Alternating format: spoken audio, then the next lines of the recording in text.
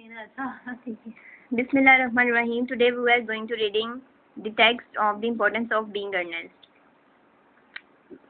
Page number 118 in my book. Lane. Mr. Ernest Worthing entered Jack. Lane goes out. Algernon, how are you, my dear Ernest? What brings up to town? Algernon is saying that, how are you, my dear Ernest? Algernon कहता है कि Mr. Ernest, how are you? What brings you up to town? अब Jack जो है वो Algernon के पास आ चुका है, ठीक है? जैक और वो player. What else should bring one anywhere? Eating as usual. I see. LG. ठीक है. इन दो डायलॉग्स का मैं इकट्ठा बता देती हूँ. Algernon ने कहा कि तुम मेरे लिए क्या लेकर आए हो, ठीक है, जैक से. तो जैक कहता है कि मैं क्या लेके आया हूँ, ओ प्लेयर कि मैं खुशी लेके आया हूँ और इससे ज़्यादा कोई क्या ला सकता है. और वो कहता है eating as usual I see Algy, कि तुम तो हमेशा ही खाते पीते रहते हो, मैं तुम्हें हमेशा ही खाते पीते हुए देखता हूँ. Algernon, stiffly, I believe it is customary in good society to take some slight refreshment at 5 o'clock. Where have you been since last Thursday? Algernon कहता है स्टिफली मीन्स सीरियस मूड में. इन सीरियस मूड वो कहता है I believe it is a customary in good society. वो कहता है मेरा यकीन है कि ये अच्छी सोसाइटीज़ के अंदर ये एक रिवायत होनी चाहिए to take some slight refreshment at 5 o'clock, कि 5 बजे जो है ना एक रिफ्रेशमेंट की ज़रूरत होती है, यानी कि खाना पीना चाहिए 5 o'clock. ये हमारी सोसाइटी की क्या है, रिवायत है. फिर वो उसे क्वेश्चन करता है where have you been since last Thursday, कि तुम लास्ट थर्सडे से कहाँ पे गायब हो, कहाँ पे थे तुम. Jack sitting down on the sofa. In the country. कि मैं कंट्री में था. Algernon, what on earth do you do there? कि तुम वहाँ पे क्या कर रहे थे. Jack pulling off his glove. When one is in town, one amuses oneself. One is in the country, one amuses other people. It is excessively boring. Jack कहता है कि when one in the town, जब कोई town mean city में होता है, city यानी कि जहाँ वो एल्जर्नन के पास आया हुआ है ना, तो वो सिटी है उसके लिए. वो कहता है जब कोई सिटी में आता है वन अम्यूजेज वन सेल्फ, तो वो अपने आप को अम्यूज कर सकता है. And when one is in the country, और जब कोई कंट्री में हो यानी कि जहाँ से वो आया था, तो उसे क्या करना पड़ता है, वन अम्यूजेज अदर पीपल, तो उसे बहुत ज़्यादा रिस्पॉन्सिबिलिटीज़ जो हैं उनको निभाना पड़ता है. It is excessively boring. और वो कहता है कि रिस्पॉन्सिबिलिटीज़ को निभाना जो है ना बहुत ही बोरिंग काम है. Algernon, and who are the people you amuse? और वो कौन लोग हैं जिनके लिए तुम रिस्पॉन्सिबिलिटीज संभालते हो. Oh, neighbors. वो नेबर्स हैं, यानी कि मेरे स्टेट ऑफ अफेयर्स हैं जिनके लिए मैं स्टेट ऑफ अफेयर्स, यानी कि हम अगर उसने नेबर्स लिखा है तो इस मीन के वो कहना ये चाह रहा है कि मैं अपनी सोसाइटी के जितनी भी जो हैं रिस्पॉन्सिबिलिटीज वो संभालता हूँ. कहेंगे state of neighbours, affairs of affairs. अच्छा, कामों को कहते हैं ना, कि यानी कि मुख्तलिफ रिस्पॉन्सिबिलिटीज संभालना. अच्छा, और अम्यूज का मतलब क्या है? खुशी.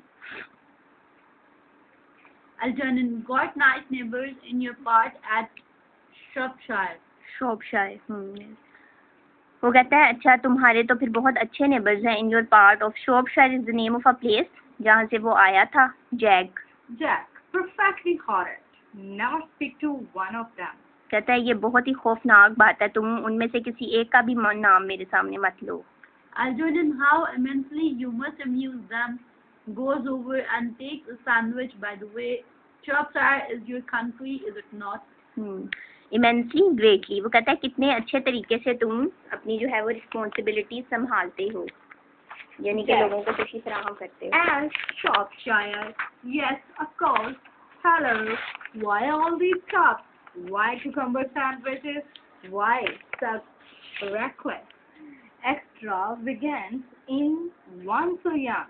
Who is coming to tea? वो कहता है आज शॉपशायर, यस ऑफ कोर्स. अब जनरल ने से ये पूछा था कि शॉपशायर क्या तुम्हारा कंट्री है, तो वो आगे से उसको आंसर देता है यस ऑफ कोर्स. हेलो, और फिर वो उससे क्वेश्चन करता है जैक कि ये कप्स और कुकम्बर सैंडविचेस. रेकलेस का मतलब होता है अंधाधुन. अगेंस्ट फजूल खर्ची। वो कहता है कि अंधाधुन इतनी फजूल खर्ची क्यों की गई है। टेबल्स तो उसमें बहुत ज़्यादा चीज़ें देखी ना पड़ी हुई खाने पीने की, तो कहता है कि तुमने ये 3 सैंडविचेस और ये तमाम चीज़ें क्यों रखी हैं। Who is coming to tea, चाय के लिए कौन आ रहा है। Algernon, oh, merely Aunt Augusta and Gwendolyn. ऑन्ट Agusta, वो उसको ऑन्ट अगस्टा कहता है लेडी ब्रैकनेल को, एल्जर्नन। merely मीन ओनली, यानी वो कहता है only Lady Bracknell is coming and Gwendolen. Jack, how perfectly delightful. ये कितनी खुशी की बात है। Jack, no, Algernon, yes, that is all we will, but I am afraid Aunt Augusta won't quite approve of your being here. वो कहता है कि लेडी ब्रैकनेल अगर आएंगी तो वो तुम्हारी यहाँ प्रेजेंस को लाइक नहीं करेंगी। Jack, may I ask why? Algernon, my dear fellow, the way you flirt with Gwendolyn is perfectly disgraceful. It is almost as bad as the way Gwendolyn flirts with you. अब एल्जर्नन की नज़र में ये बात है कि वो कहता है कि तुम उससे ग्वेंडोलिन से फ्लर्ट कर रहे हो और ग्वेंडोलिन जो है वो तुमसे फ्लर्ट कर रही है। वो कहता है कि जिस तरीके से, जिस अंदाज से तुमने ग्वेंडोलिन को फ्लर्ट किया था, ये बात जो है वो लेडी ब्रैकनेल को अच्छी नहीं लगी थी, इसलिए वो तुम्हारे यहाँ होना पसंद नहीं करेंगी। और ये इतनी ही बुरी बात है जिस तरीके से ग्वेंडोलिन भी तुम्हारे साथ फ्लर्ट करती है। Jack, I am in love with Gwendolyn. I have come up to town expressly to propose to her. Clear है कि मैं उसे प्रपोज करने के लिए यहाँ पे आई हूँ और मैं उससे मोहब्बत करता हूँ। Algernon, I thought you had come up for a player. I call that business. Underline करें इस लाइन को। I thought you had come up for player। वो कहता है मैंने तो ये सोचा था कि तुम प्लेयर गेन करने के लिए यहाँ आए हो। अब देखें ये बात क्या है, उसने स्टार्ट किया है। वो कहता है कि उसने ये कहा ना कि मैं उसको प्रपोज करने आया हूँ, यानी कि मैं उससे क्या करने आया हूँ कि मैं उससे शादी करना चाहता हूँ। तो उसने क्या आगे से जवाब दिया, वो कहता है मैंने तो सोचा था तुम प्लेयर गेन करने के लिए आए हो। यानी कि उसकी नज़र में वो ये कह रहा है कि जो शादी करोगे अगर आप किसी से या प्रपोज किसी को करते हो, इट्स मीन कि आपने अपनी खुशियों को तबाह कर दिया है। Jack, how utterly unromantic you are. Algernon, I really don't see anything romantic in proposing. It is very romantic to be in love. But there is nothing romantic about indefinite proposals. Why one may be accepted, one usually is, I believe. Then the excitement is all over. The very essence of romance is uncertainty. If ever I get married, I will certainly try to forget the fact. I really don't see anything romantic in proposing। अब एल्जर्नन ये कहता है कि वो कहता है propose करना, अगर किसी को प्रपोज करो तो उसके अंदर कोई रोमांस नहीं होता। रोमांस तब है कि आप किसी के साथ बस वैसे रिलेशन बनाओ तो उसमें आपका रोमांस है, लेकिन अगर आप उससे शादी करना चाह रहे हो तो आपका क्या होगा, तमाम तरह रोमांस ख़त्म हो गया है। ठीक है, एल्जर्नन ये कहता है it is very romantic to be in love. वो कहता है कि मोहब्बत करने के अंदर तो बहुत ज़्यादा रोमांस हो सकता है, लेकिन प्रपोज करने में रोमांस नहीं होता। But there is nothing romantic about a definite proposal. अगर आप डेफिनेटली किसी को प्रपोज कर देते हो बाकायदा तौर पे, तो फिर आपकी सारी रोमांस जो है वो ख़त्म हो जाता है। Why one may be accepted one usual is I believe. वो कहता है आमतौर पे ऐसा होता है, मैं इस बात पे बिलीव करता हूँ। Then the excitement is all over, यानी मैं इस बात पे बिलीव करता हूँ कि एक्साइटमेंट जो होती है, अगर वैसे वो कहता है अगर वैसे आप रिलेशन रखो तो आपके अंदर एक्साइटमेंट होगी, आपका रोमांस टाइम रहेगा, लेकिन अगर आप किसी को प्रपोज कर देते हो तो फिर आपका रोमांस जो है वो ख़त्म हो जाता है। The very essence of the romance is uncertainty. वो कहता है कि सेंस जो है रोमांस का वो क्या है, अनसर्टेनिटी, यानी कि आप कोई चीज़ जो है ना बेयकीनी की कैफियत जो है ना, उसी में रोमांस होता है। जब आपने किसी से शादी कर ली तो यकीनी कैफियत होगी ना कि वो आपके साथ ही फिर रहेगा, तो आपका रोमांस ख़त्म हो जाएगा। इफ़ एवर, अब वो अपने बारे में कहता है कि if I ever get married, कि अगर मैंने कभी शादी की, I will certainly try to forget the fact. अच्छा, वो साथ ये भी कह रहा है कि मैं शादी भी करूँगा, और साथ कह रहा है कि अगर मैंने शादी कर ली ना तो मैं यानी कि अपनी बीवी को ऐसे रखूँगा कि जैसे मेरी उससे शादी नहीं हुई हुई। Jack, I have no doubt about that, dear Algie. The divorce court was especially invented for people whose memories are so curiously constituted. Curiously constituted, having short memory. Seven. Short memory, जिनकी memory जो है ना short हो, चीज़ें जिनको भूल जाती हूँ। वो कहता है I have no doubt about that dear Algy. वो कहता है मुझे इस बारे में कोई डाउट शुबा नहीं है कि तुम ऐसा करोगे, यानी अगर तुम शादी करोगे तो मुझे यकीन है कि तुम ऐसा ही करोगे कि तुम ये फील करोगे कि तुम्हारी शादी नहीं हुई भी शादी होने के बावजूद भी। तो आगे वो कहता है the divorce court was specially invented for the people. वो कहता है कि जो ये कोर्ट जो बने हुए हैं वो कहता है स्पेशली तुम्हारे जैसे लोगों के लिए बने हुए हैं जो कि ये भूल जाते हैं कि वो शादीशुदा हैं। Whose memories are so curiously, जिनकी मेमोरी जो है वो शॉर्ट लिव्ड होती है। यानी वो ये कहना चाह रहा है कि अगर तुम ये जाहिर करोगे ना तुम शादीशुदा नहीं हो तो तुम्हारी बीवी कोर्ट चली जाएगी और वहाँ जाके वो ये अनाउंस कर देगी कि तुम्हारी शादी हुई है, ताकि तुम्हारी याद दहानी के लिए कि तुम शादीशुदा हो। अच्छा, seriously constituted means have short memory. Have short memory. Algernon, oh, there is no use speculating on that subject. Divorces are made in heaven. Jack puts out his hand to take a sandwich. Algernon at once interferes. Please don't touch the cucumber sandwiches. They are ordered specially for Aunt Augusta. Oh, there is no use speculating means thinking about a theory. यानी कि वो कहता है कि तुम मुझे theory दे रहे हो ना कि तुम ये कोर्ट वाली बातें मुझसे कर रहे हो। तो कहता है कि मुझे इस सब्जेक्ट मैटर के ऊपर मुझे डिस्कस करने की या सोचने की कोई ज़रूरत नहीं है। डाइवोर्सेज आर मेड इन हेवन। वो कहता है कि डाइवोर्सेज जो हैं वो हेवन में जो है वो इसको अंडरलाइन भी कर लें, divorces are made in heaven. Jack puts out his hand to take a sandwich. अब वो यानी सैंडविच उठाने लगता है Jack. Algernon at once interfere, और वो इंटरफेयर करता है। वो कहता है please don't touch the cucumber sandwiches, के तुम कुकुम्बर सैंडविचेस को ना हाथ लगाओ। They are ordered specially for Aunt Augusta, कि वो मैंने स्पेशली जो है वो आंट अगस्टा के लिए बनवाए हैं। Jack, mister Jack, Well, you have been eating them all the time. कि तुम हमेशा ही क्यों ग्रेजुअली खाते रहते हो इसको, कुकुम्बर सैंडविचेस को। Algernon, dear, that is quite a different matter, says my aunt. Take plate from below. Have some bread and butter. The bread and butter is for Gwendolyn. Gwendolyn is devoted to bread and butter. वो कहता है कि ये तुम्हें मैं वो कहता है तुम मुझे क्यों मना कर रहे हो, खुद तो तुम खाते हो कुकुम्बर सैंडविचेस, तो मुझे क्यों खाने से मना कर रहे हो। तो वो कहता है वो एक डिफरेंट मैटर है कि मैं खाता हूँ। और वो कहता है तुम जो हो ना नीचे वाली प्लेट से ना ब्रेड और बटर लो, क्योंकि ग्वेंडोलिन को वो पसंद है, तुमने उसे प्रपोज करना है ना तो तुम्हें ब्रेड और बटर खाना चाहिए। Jack advancing to the table and helping himself, and a very good bread and butter it is too. And very, हाँ वो फिर ब्रेड एंड बटर ले लेता है और फिर कहता है कि ये भी अच्छे हैं।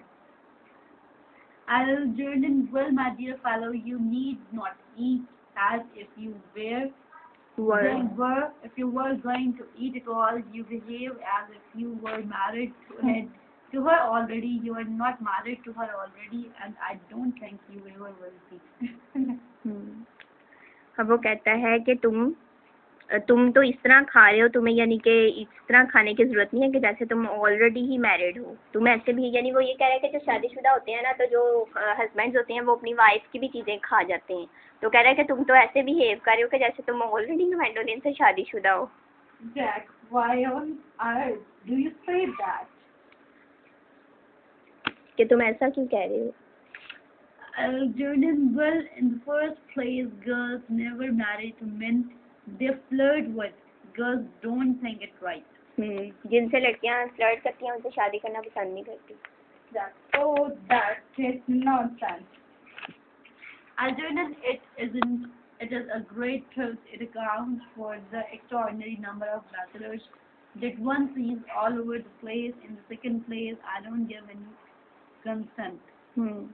अब उसने कहा है कि तुम्हारी ग्वेंडोलिन के साथ शादी ना होने की दो वजूहात हैं। एक तो वो कहता है कि ये एक बहुत बड़ा सच है जो मैंने तुम्हें कहा है कि लड़कियां जो हैं जिससे फ्लर्ट करती हैं उससे शादी नहीं करती। It accounts for the extraordinary number of bachelors. और तुम देख सकते हो कि अगर ऐसा ना होता तो फिर बहुत ज़्यादा कमारे ना होते इस दुनिया में जो मर्द हैं, ठीक है, वो कमा रहे हैं क्योंकि उन्होंने सिर्फ फ्लर्ट किया लड़कियों ने उनके साथ।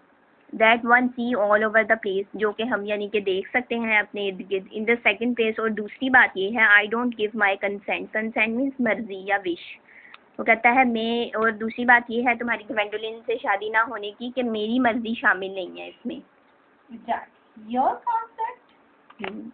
Algernon, my dear fellow, Gwendoline is my first cousin, and before I allow you to marry her, you will have to clear up the whole question of Sicily.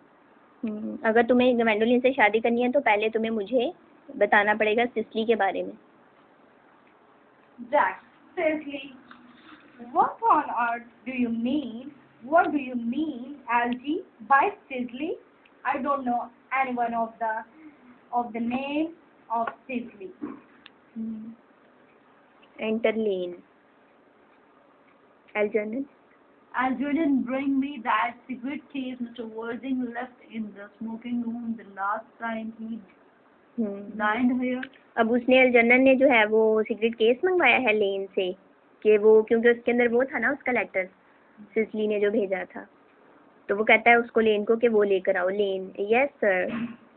Jack, do you mean to say you have had my cigarette case all this time? I wish to goodness you had let me know. I have been writing frantic letters to Scotland Yard about it. It was very nearly offering a large reward. वो कहता है कि इतनी देर से तुम्हारे पास मेरा cigarette case पड़ा हुआ था तुम्हारी कस्टडी में। I wish to goodness you had let me know, और मैं इस चीज़ की ख्वाहिश भी कर रहा था कि तुम मुझे इस बारे में बता दोगे।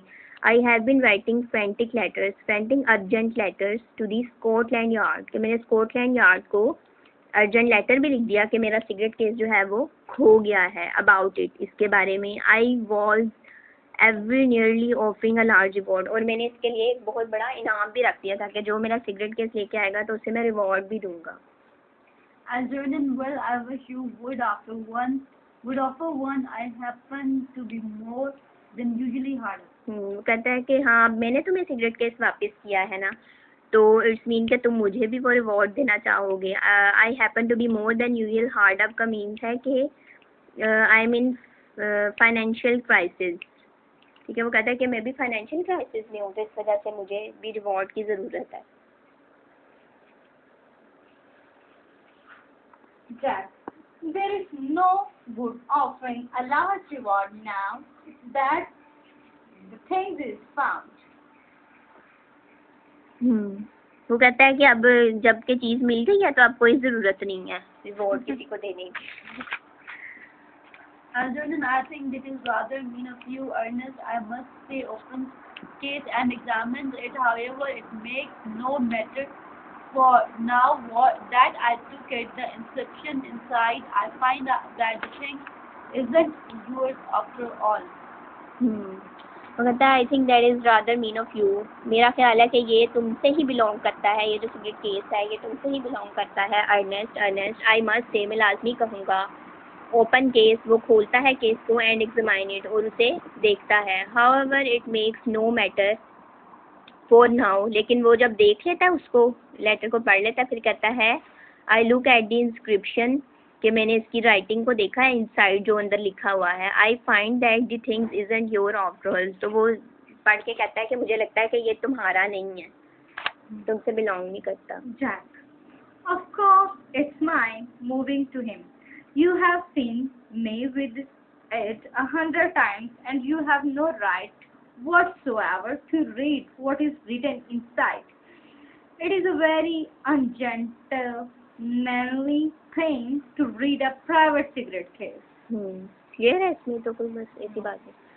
वो कहता है कि ऑफ कोर्स इट्स माइन, हाँ ये मेरा ही है, तुमने बहुत दफ़ा 100 टाइम्स इसको मेरे पास देखा होगा। And you have no right, और तुम्हें कोई भी ये हक नहीं बनता whatsoever to read what is written inside, के अंदर लिखी हुई कोई भी चीज़ है तो तुम बिना पूछे ही पढ़ लो, मुझसे बिना पूछे ही पढ़ लो इसको। इट इज़ वेरी अनजेंटलमैनली थिंग, ये यानी कि तुम्हारी जेंटलनेस नहीं है कि तुम उसको मेरे से बिना पूछे ही पढ़ रहे हो। To read a private cigarette, यानी किसी की प्राइवेसी को पढ़ना जो है वो अच्छी बात नहीं है।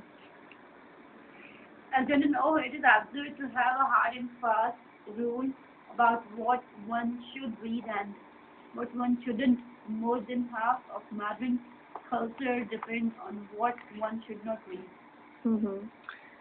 वो कहता है कि ये तो बहुत ही ख़राब बात है कि कोई hard and fast rules and regulations नहीं बनाए गए कि हमें जो है वो किसी से पूछ के कोई चीज़ पढ़नी चाहिए या नहीं पढ़नी चाहिए. More than half of modern culture depends on what one shouldn't read. वो कहता है कि हमारी मोर देन जो हाफ मॉडर्न जनरेशन है वो उस चीज़ के पीछे भागती है जो कि छुपी हुई चीज़ हो, यानी कि फॉरबिडन चीज़ों के पीछे जो है वो भागती है और अपनी चॉइस पे डिपेंड करती है. I'm quite aware of the fact, and I don't propose to discuss modern culture. It is not the sort of thing one should talk of in private. I simply want my cigarette case back. वो कहता है I am quite aware, मैं इस बात से आगाह हूँ and I don't propose to discuss more. वो कहता है मैं मॉडर्न कल्चर पे तुम बहस ले गए हो, मैं वो बहस नहीं करना चाहता. It isn't this sort of thing. और ये मॉडर्न कल्चर पे बहस करना इस किस्म की चीज़ नहीं है जो कि should talk of in private, यानी कि प्राइवेसी में डिस्कस करने वाली चीज़ नहीं है modern culture. I simply want my cigarette case back. बस तुम मुझे सिंपली मेरा सिगरेट केस वापस कर दो. Yes, but this isn't your cigarette case. This cigarette case is a present from someone of the name of Sizzly, and you said you didn't know anyone of that name. कि ये तुम्हारा cigarette case नहीं है, ये present आया है from someone of the name जिसका नाम सिजली है. एंड यू साइड, और तुमने तो ये कहा है कि तुम किसी भी सिजली को नहीं जानते. Jack. Well, if you want to know, Sizzly happens to be my aunt. अब वो झूठ बोल रहा है कि सिजली जो है वो मेरी आंट है. Other than you are? Jack, yes, charming old lady she is too. Lives at Tunbridge Wells. Just give it back to me, Algie. Tunbridge Wells is the name of a place. ठीक है कि वो वहाँ पे रहती है और मेरी आंट है. Algie, be tweeting back of sofa. But why does she call herself Little Sizzly if she is your aunt and lives at Tunbridge Wells? उसने अपने आप को फिर लिटिल सिजली क्यों कहा है अगर वो तुम्हारी आंट है तो? Reading from Little Sizzly with her fondest love. Jack, moving to sofa and kneeling upon it. My dear fellow, what on earth is there in that? Some aunts are tall, some aunts are not tall. That is a matter that surely an aunt may be allowed to decide for herself. You seem to think that every aunt should be exactly like your aunt. That is absurd. For heaven's sake, give me back my cigarette case. Follows Algerna around the room. ठीक है, अब इस तरह में उसने ये कहा है कि वो कहता है कि ये चीज़ मैटर नहीं करती. कुछ आंट्स जो हैं वो लंबी होती हैं, कुछ लंबी नहीं होती. ठीक है, और ज़रूरी नहीं कि हर आंट वैसी ही हो जैसे कि तुम तसव्वुर करते हो या तुम अपनी आंट को जैसा समझते हो. You seem to think that every aunt should be exactly like your aunt. क्या तुम ये समझते हो कि हर आंट तुम्हारी आंट जैसी होनी चाहिए? That is absurd. ये तो बहुत ही ख़राब बात है. और हेवन से give my back my cigarette case.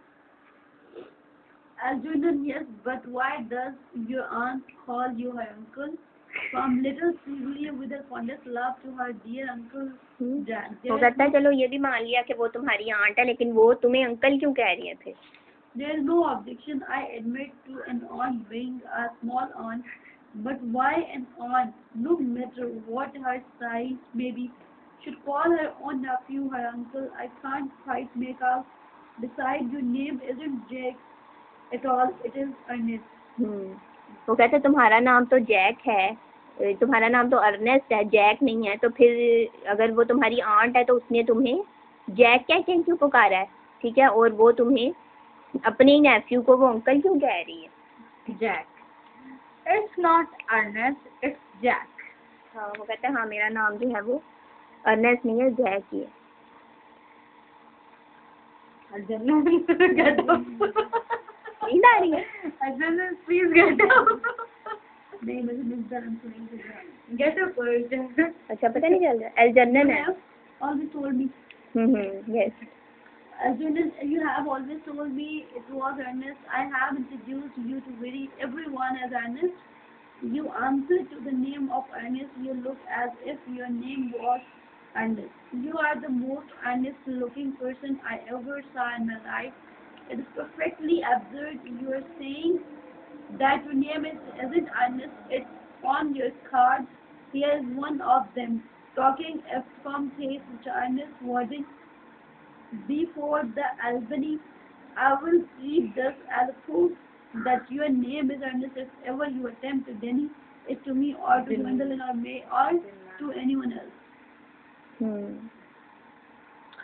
कहते you have always told me it was Ernest, यानी तुम तो हमेशा मुझे यही कहते रहे हो कि तुम अर्नेस्ट हो. I have introduce you to everyone as Ernest, और मैंने दूसरों को भी यही इंट्रोड्यूस करवाया है तुम्हें कि तुम अर्नेस्ट हो.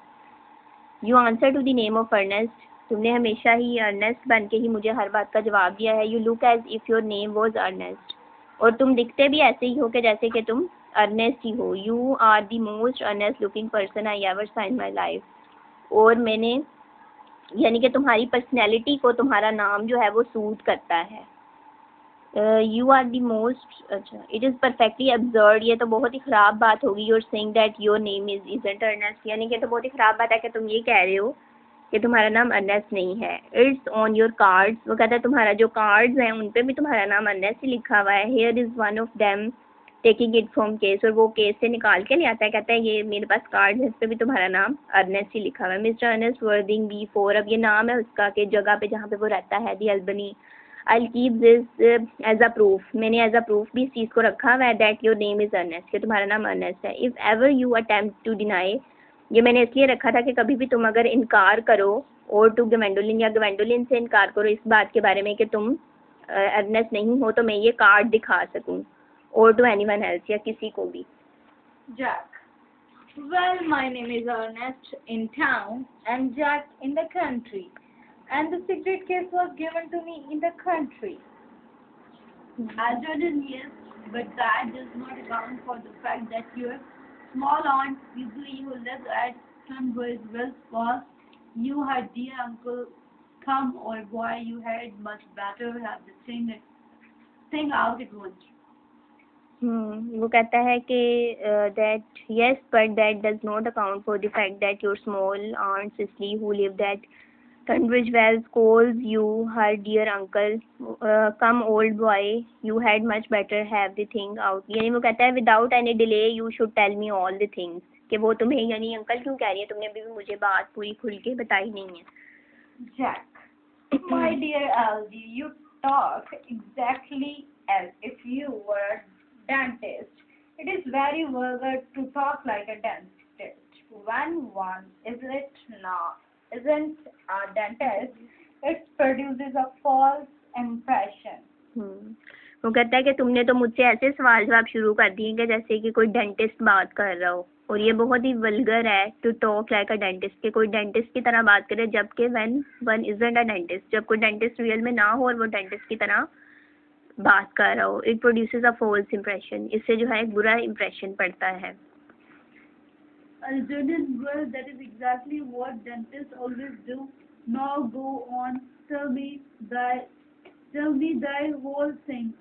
I may mention that I have always suspected you of being a confirmed and secret Bunburyist, and I am quite sure of it now.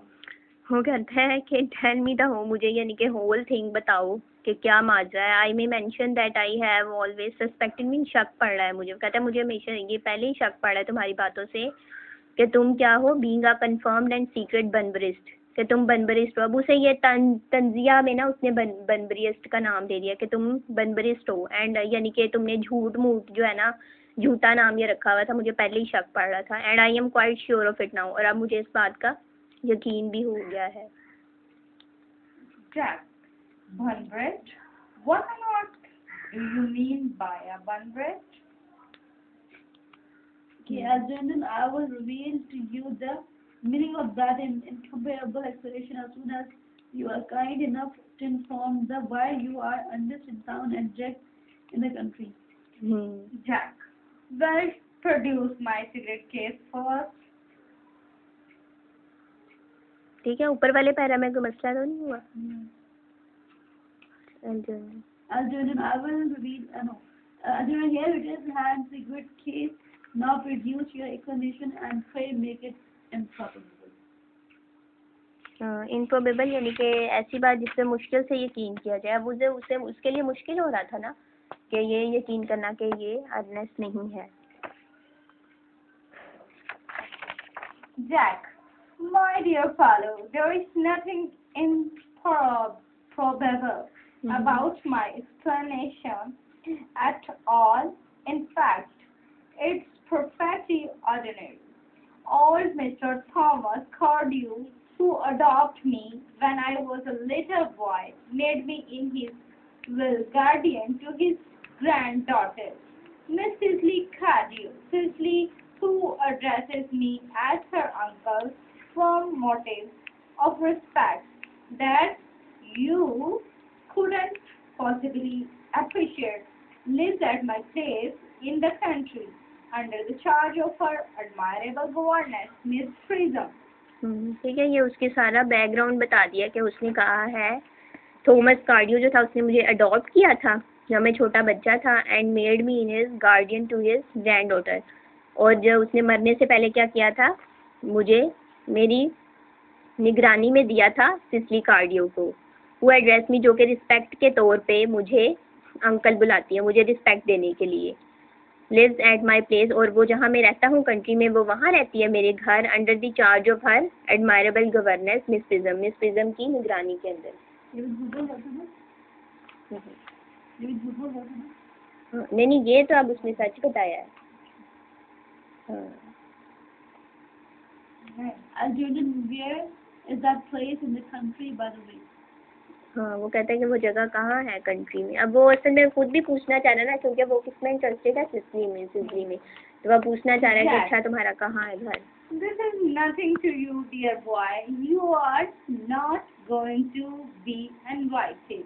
I may tell you candidly that the place is not in Shropshire. वो कहता है इससे तुम्हारा कोई मतलब नहीं है, क्योंकि मैं तुम्हें इनवाइट नहीं करने वाला अपने घर। फ्रैंकली, और मैं तुम्हें फ्रैंकली कहता हूँ कि ये जगह जो है शॉर्पशायर में नहीं है, मेरा घर यानी कि शॉर्पशायर में नहीं है। I suspected that, my dear fellow. I have been buried all over Shropshire on two separate occasions. Now go on. Why are you Ernest in town and Jack in the country? It is Ocayan or ओकायन। वो कहता है कि मैं मुख्तलिफ ओकायन में जा चुका हूँ शॉर्पशायर, तो मुझे भी अंदाज़ा है कि तो वहाँ पे ये तुम्हारा घर नहीं हो सकता। Now go on, why are you Ernest in town. अब वो फिर वो उसे वही सवाल कर रहा है कि तुम कंट्री में जैक क्यों हो और टाउन में अर्नेस्ट क्यों हो। basically country is name of village. Country side जैसे हम कहते हैं ना, village side. Town is a city. Algernon, where is that place in the country, by the way? Jack.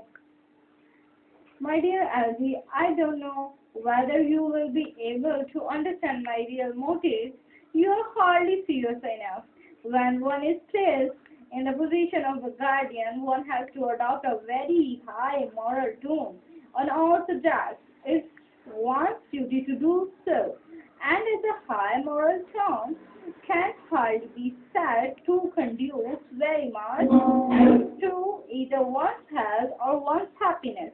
In order to get up to town, I have always pretended to have a younger brother of the name of Ernest, who lives in the Albany and gets into the most dreadful scraps.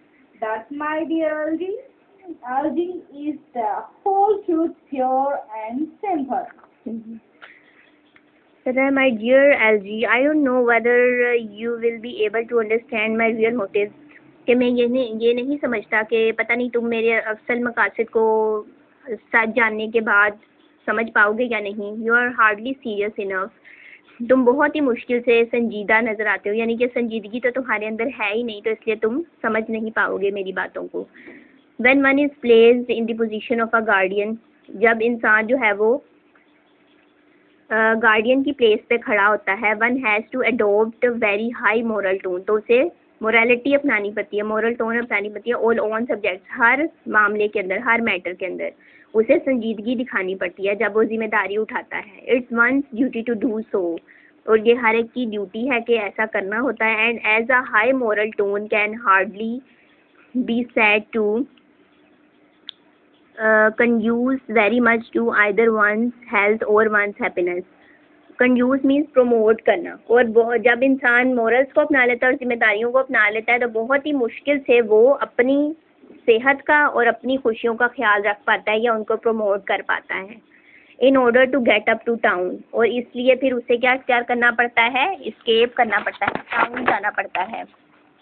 इसलिए मुझे town आना पड़ा। आई have always pretended, मुझे हमेशा ये बहाना बनाना पड़ा to have a younger brother, कि मेरा एक झूठा एक उसने मुझे फर्जी एक भाई बनाना पड़ा कि वो मेरा एक फर्जी भाई है, ऑफ द नेम अर्नेस्ट, जिसका नाम अर्नेस्ट है, who lives in Albany, Albany is the name of a place, जो कि एल्बनी में रहता है, and gets into the most dreadful scrapes, scrapes means मुश्किलात में है, ड्रेडफुल खौफनाक हद तक, और मैं घर ये बहाना बना के बुझाना पड़ता है अपनी जिम्मेदारियों से एस्केप करने के लिए, और ये कहना पड़ता है कि मेरा एक भाई है जो कि एल्बनी में रहता है और वो खौफनाक हद तक मुश्किलात का शिकार है, तो मुझे उसकी हेल्प के लिए जाना है। दैट माई डियर एलजी, तो my dear Algy is the whole truth pure and simple, यही तमाम सच्चाई है जो कि प्योर और सिंपल है।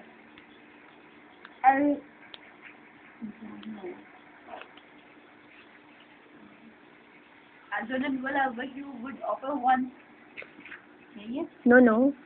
The truth is really pure and never simple. ये सच्चाई मिल गया? बताइए। The truth is really pure and never simple. Examiner. The truth is really pure and never simple. Modern life would be a very tedious if it were either, and modern literature a complete impossibility. Underline करें इस dialogue को। The truth is really pure and never simple. एल्जर्नन कहता है कि सच जो है वो बहुत ही कम प्योर होता है और सिंपल, और कभी भी वो सिंपल नहीं होता।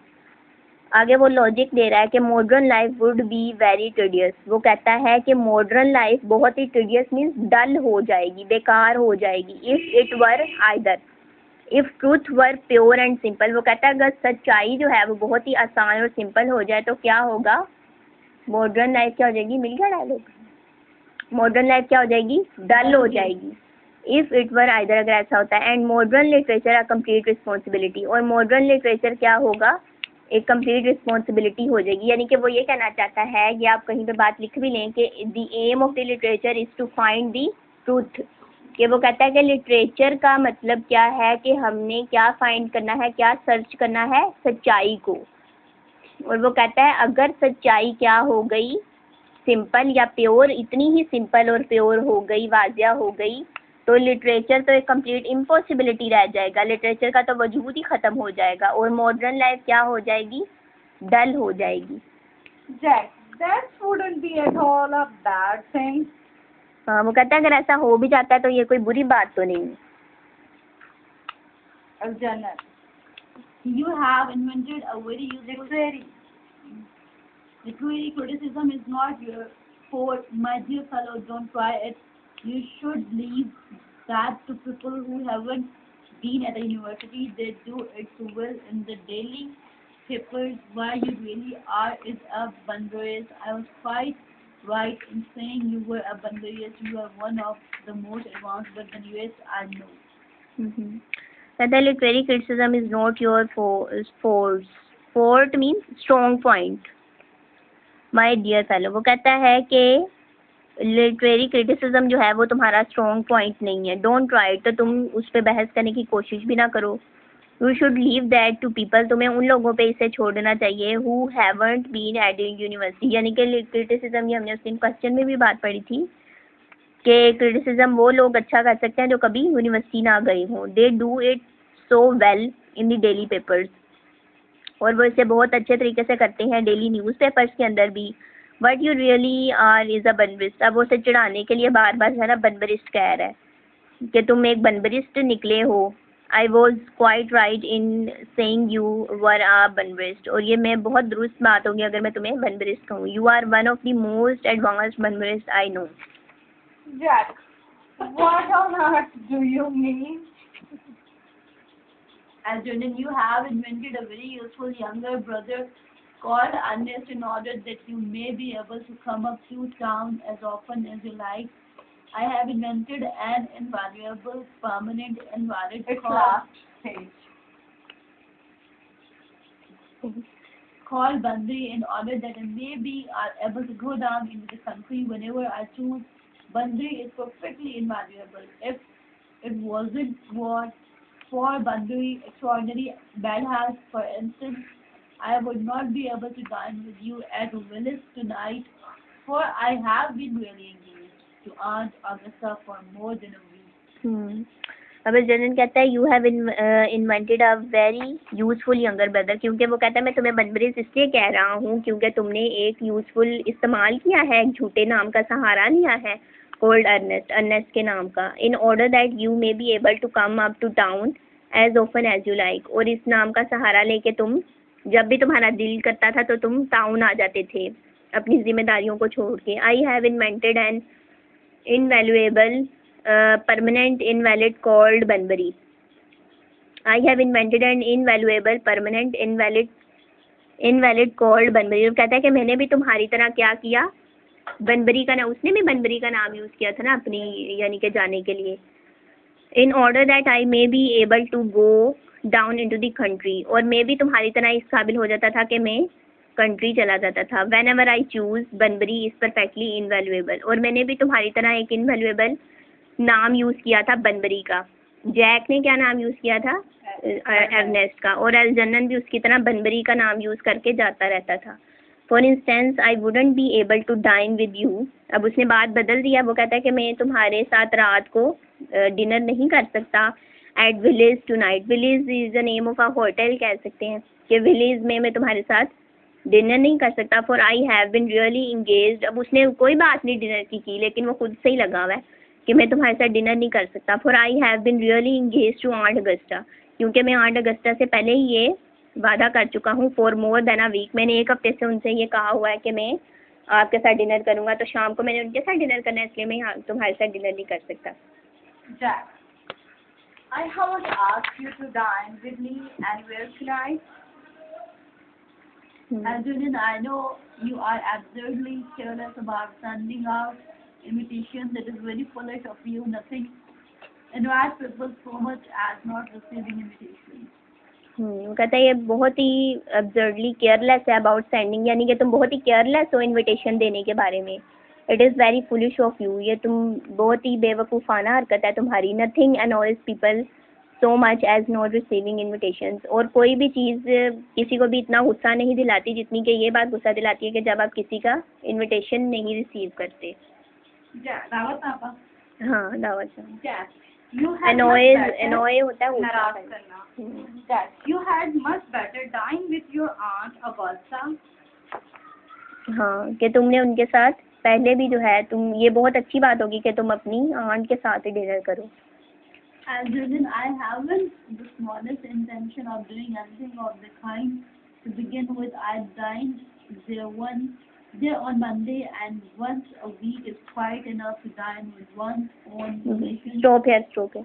I haven't the smallest intention of doing anything of the kind. वो कहता है कि मैं बिल्कुल भी इंटेंशन नहीं रखता कि मैं डिनर के लिए जाऊँ. पहले कहता है कि मैंने करना था, अब कहता है कि मैं इंटेंशन रखता. बाकी अपनी लॉजिक्स देता रहता है. टू बिगिन विद, पहली बात यह है कि आई डाइन देयर फॉर मंडे, कि मैं मंडे को पहले ही डिनर कर चुका हूँ उनके साथ. And once a week is quite enough to dine with one's own relation. वो कहता है कि किसी भी अपने एक ख़ास रिश्ते के साथ जो है ना हफ्ते में एक दफ़ा डिनर करना काफ़ी होता है किसी अपने के साथ. इन द सेकेंड प्लेस, और दूसरी बात ये है whenever I do dine there I am always treated as a member of the family. और जब भी मैं अपनी आंट के साथ डिनर करता हूँ तो मुझे सिर्फ एक ऐसे ही सिंपल सा ट्रीट किया जाता है कि जैसे मैं सिर्फ एक फैमिली का मेम्बर हूँ। And send down with either no women at all और टू। अब क्योंकि हम ये पढ़ चुके हैं कि वो फ्लर्टी था, तो वो कहते हैं कि वो और मुझे नीचे भेज दिया जाता है और वहाँ पे कोई भी औरत जो है ना मेरे लिए नहीं होती फ्लर्ट करने के लिए। In the third place. और दूसरी हाँ पर In the third place, I know perfectly well whom she will place me next to. Tonight she will place the next to Daddy. Farquhar Who always flirts with her own husband across the dinner table. is the name of a lady. Table that is not pleasant. Indeed, it is not even decent, and that sort of thing is enormously on the increase. The amount of women in London who flirt with their own husbands is perfectly scandalous. It looks so bad just simply washing one clean linen in public. Besides, now that I know you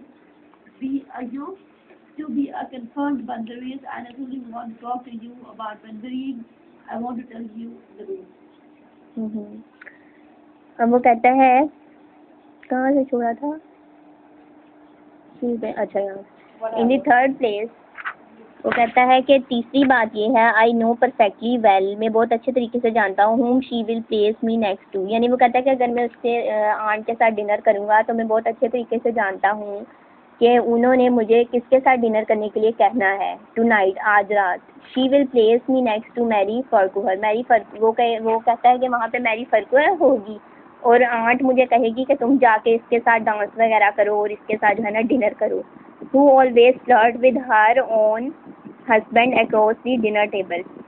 अब वो कहता है कि वो अपने यानी कि अपने ही हस्बैंड के साथ ही फ्लर्ट करती है। जैसे हमने पीछे इसके रोमांस के बारे में पढ़ा था ना कि ये क्या कॉन्सेप्ट रखता है रोमांस के बारे में, कि वो कहता है कि रोमांस, हाँ, तो वो कहता है कि ये बहुत ही वो जो मैरी फर्कुहर होगी वो अपने ही हस्बैंड के साथ फ्लर्ट कर रही होगी, यानी कि वो पब्लिक में बैठ के उससे रोमांस कर रही होगी अपने ही हस्बैंड से।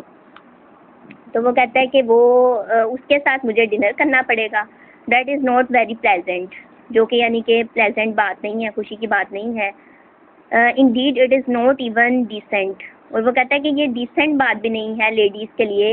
And that sort of thing is enormous on the increase. और वो कहता है कि इस किस्म की जो चीज़ें हैं ना वो बहुत हद तक बढ़ती जा रही हैं कि जो ख़वातीन है वो अपने हस्बैंड के साथ जो रोमांस करती हुई नज़र आती हैं, तो ये डिसेंट बात भी नहीं है।